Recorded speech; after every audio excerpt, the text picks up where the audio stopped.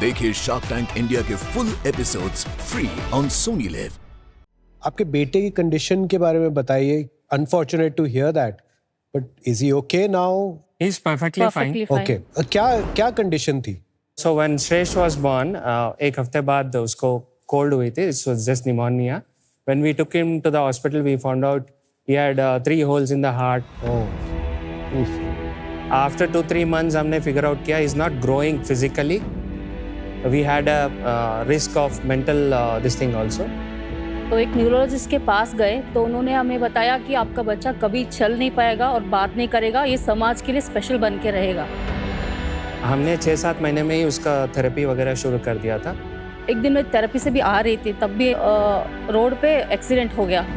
So one drunkard 2-wheeler hit किया था। He wrong fell side से head आके, on. क्योंकि मैंने बच्चे को ऐसा पकड़ा था तो बच्चा नीचे सिर पे गिरा।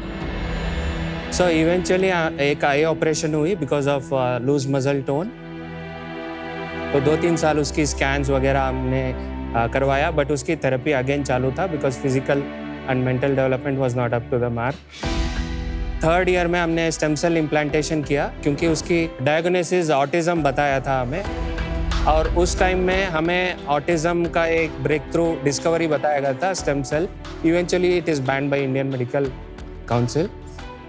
बाद में हमने उसकी हार्ट वेट कैचअप नहीं कर रहा था, आफ्टर 15 kilos करेंगे, but they eventually did it when he was around 4.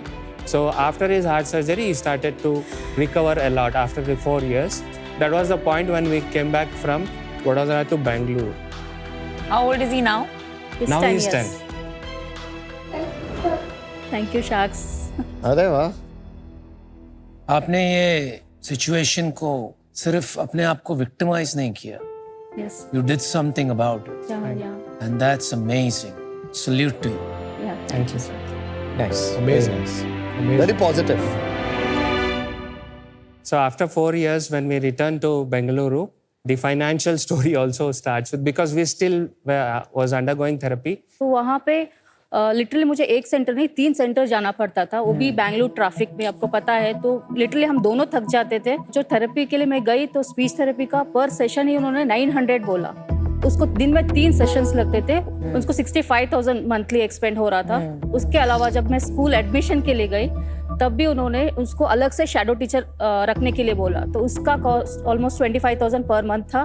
तो ट्रांसपोर्टेशन सब मिला के 1 लाख पर मंथ। तो ये आम आदमी के लिए मीन्स इम्पॉसिबल ही अफोर्ड करना। और आप क्या काम करते थे पहले? So I am a mechanical engineer. I work into product design. तो अभी भी करते हैं? Yeah.